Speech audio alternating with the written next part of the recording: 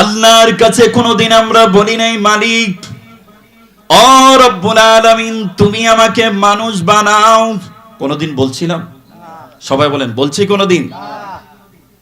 ও রব আমাকে নেয়ামতপুরের জমিনে মুসলমান ইমানদার মা বাবার ঘরে পাঠাও।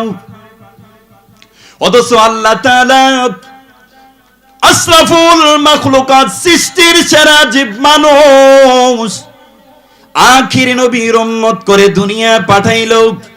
কোনদিন তো আল্লাহকে বলি নাই আল্লাহ তুমি আমার মানুষ বানাও। খলাকুল ইনসান আল্লাহ আমারে মানুষ বানাইলেন।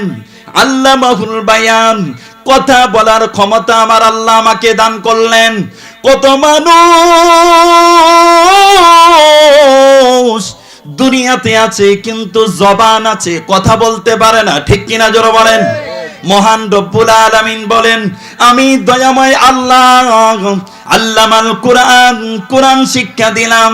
খলাকুল ইনসান বান্দারে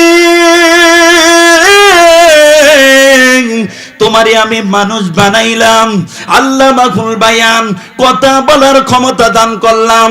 কোনদিন আমি আল্লাহকে বলো নাই আল্লাহ তুমি আমাকে মানুষ বানাও, তুমি আমাকে হাত দাও, দুইটা চক্ষু দাও, পা দাও।